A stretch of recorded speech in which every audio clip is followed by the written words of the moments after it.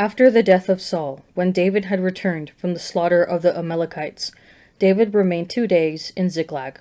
And on the third day, behold, a man came from Saul's camp, with his clothes torn and earth upon his head. And when he came to David, he fell to the ground and did obeisance. David said to him, Where do you come from?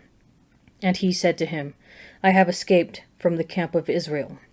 And David said to him, How did it go? Tell me. And he answered, The people have fled from the battle, and many of the people also have fallen and are dead. And Saul and his son Jonathan are also dead. Then David said to the young man who told him, How do you know that Saul and his son Jonathan are dead? And the young man who told him said, By chance I happened to be on Mount Gilboa, and there was Saul leaning upon his spear, and behold, the chariots and the horsemen were close upon him. And when he looked behind him, he saw me, and called to me, and I answered, Here I am. And he said to me, Who are you? I answered him, I am an Amalekite. And he said to me, Stand beside me and slay me, for anguish has seized me, and yet my life still lingers. So I stood beside him, and slew him because I was sure that he could not live after he had fallen. And I took the crown which was on his head, and the armlet which was on his arm, and I have brought them here to my lord. Then David took hold of his clothes and tore them, and so did all the men who were with him. And they mourned and wept and fasted until evening for Saul and for Jonathan his son, and for the people of the Lord, and for the house of Israel, because they had fallen by the sword. And David said to the young man who told him, Where do you come from? And he answered, I am the son of a sojourner, an Amalekite. David said to him, How is it that you were not afraid to put forth your hand to destroy the Lord's anointed? Then David called one of the young men and said, Go, fall upon him. And he struck him so that he died. And David said to him, Your blood be upon your head, for your own mouth has testified against you, saying, I have slain the Lord's anointed. And David lamented with this lamentation over Saul and Jonathan his son, and he said it should be taught to the people of Judah. Behold, it is written in the book of Jeshar. He said, Your glory, O Israel, is slain upon your high places. How are the mighty fallen? Tell it not in Gath, publish it not in the streets of Ashkelon, lest the daughters of the Philistines rejoice, lest the daughters of the uncircumcised exult. You mountains of Gilboa, let there be no dew or rain upon you, nor upsurging of the deep. For there the shield of the mighty was defiled, the shield of Saul, not anointed with oil. From the blood of the slain, from the fat of the mighty, the bow of Jonathan turned not back, and the sword of Saul returned not empty. Saul and Jonathan, beloved and lovely, in life and in death they were not divided. They were swifter than eagles, they were stronger than lions. You daughters of Israel, weep over Saul, who clothed you daintily in scarlet, who put ornaments of gold upon your apparel. How are the mighty fallen in the midst of the battle? Jonathan lies slain upon your high places. I am distressed for you, my brother Jonathan. Very pleasant have you been to me. Your love to me was wonderful, passing the love of women. How are the mighty fallen, and the weapons of war perished? After this, David inquired of the Lord, Shall I go up into any of the cities of Judah? And the Lord said to him, Go up. David said, To which shall I go up? And he said, To Hebron. So David went up there, and his 2 wives also, Ahinoam of Jerizel, and Abigail, the widow of Nabal of Carmel. And David brought up his men who were with him, every one with his household, and they dwelt in the towns of Hebron. And the men of Judah came, and there they anointed David king over the house of Judah. When they told David, it was the men of Jabesh Gilead who buried Saul. David sent messengers to the men of Jabesh Gilead, and said to them, May you be blessed by the Lord, because you showed this loyalty to Saul your lord, and buried him. Now may the Lord show mercy and faithfulness to you, and I will do good to you, because you have done this thing. Now therefore, let your hands be strong and be valiant, for Saul your lord is dead, and the house of Judah has anointed me king over them. Now Abner the son of Ner, commander of Saul's army, had taken Ishbosheth the son of Saul, and brought him over to Mahanaim.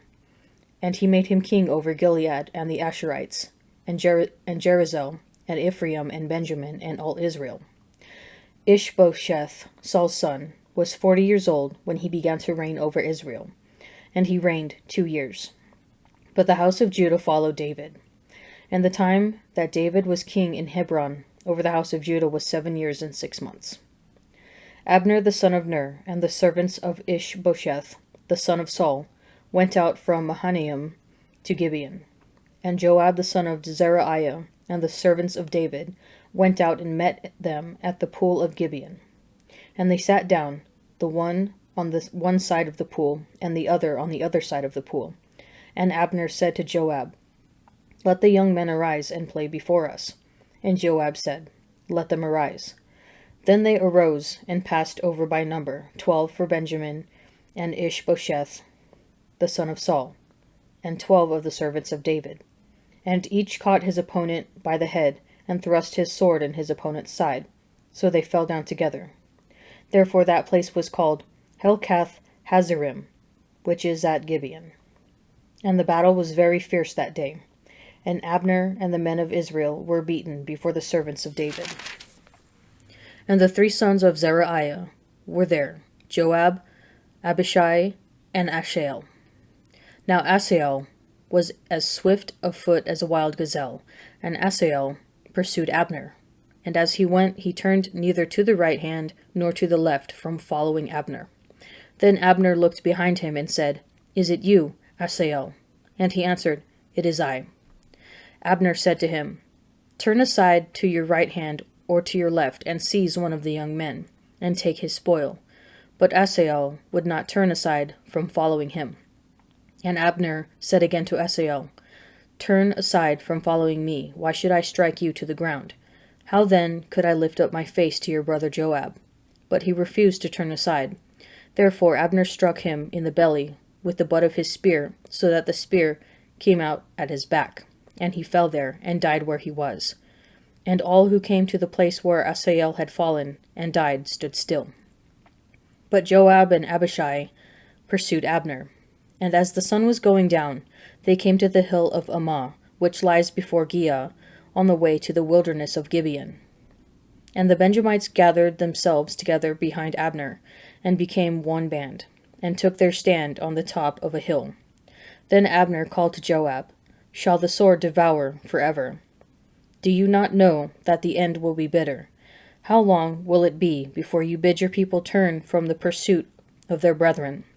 And Joab said, "As God lives, if you had not spoken, surely the men would have given up the pursuit of their brethren in the morning." So Joab blew the trumpet, and all the men stopped, and pursued Israel no more, nor did they fight any more. And Abner and his men went all that night through the Arabah. They crossed the Jordan, and marching the whole forenoon, they came to Mahanaim. Joab returned from the pursuit of Abner, and when he had gathered all the people together, there were missing of David's servants 19 men besides Asahel. But the servants of David had slain of Benjamin 360 of Abner's men. And they took up Asahel and buried him in the tomb of his father, which was at Bethlehem. And Joab and his men marched all night, and the day broke upon them at Hebron. O give thanks to the Lord, for he is good, for his mercy endures forever. Let the redeemed of the Lord say so, whom he has redeemed from trouble and gathered in from the lands, from the east and from the west, from the north and from the south. Some wandered in desert wastes, finding no way to a city to dwell in, hungry and thirsty. Their soul fainted within them. Then they cried to the Lord in their trouble, and he delivered them from their distress. He led them by a straight way, till they reached a city to dwell in. Let them thank the Lord for his merciful love, for his wonderful works to the sons of men. For he satisfies him who is thirsty, and the hungry he fills with good things. Some sat in darkness and in gloom, prisoners in affliction and in irons, for they had rebelled against the words of God, and spurned the counsel of the Most High.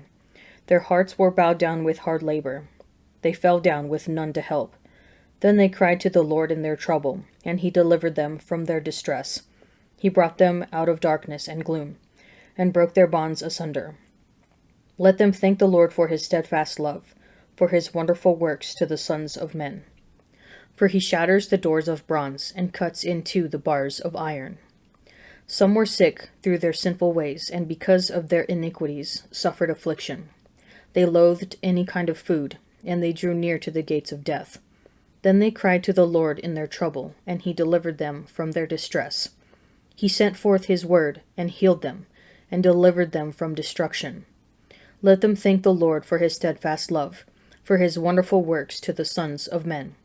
And let them offer sacrifices of thanksgiving, and tell of his deeds in songs of joy. But on the first day of the week, at early dawn, they went to the tomb, taking the spices which they had prepared. And they found the stone rolled away from the tomb. But when they went in, they did not find the body. While they were perplexed about this, behold, 2 men stood by them in dazzling apparel. And as they were frightened and bowed their faces to the ground, the men said to them, "Why do you seek the living among the dead? He is not here, but has risen. Remember how he told you, while he was still in Galilee, that the Son of Man must be delivered into the hands of sinful men, and be crucified, and on the 3rd day rise." And they remembered his words, and returning from the tomb, they told all this to the 11, and to all the rest. Now it was Mary Magdalene, and Joanna, and Mary the mother of James, and the other women with them, who told this to the apostles. But these words seemed to them an idle tale, and they did not believe them. But Peter rose and ran to the tomb, stooping and looking in. He saw the linen cloths by themselves, and he went home, wondering at what had happened.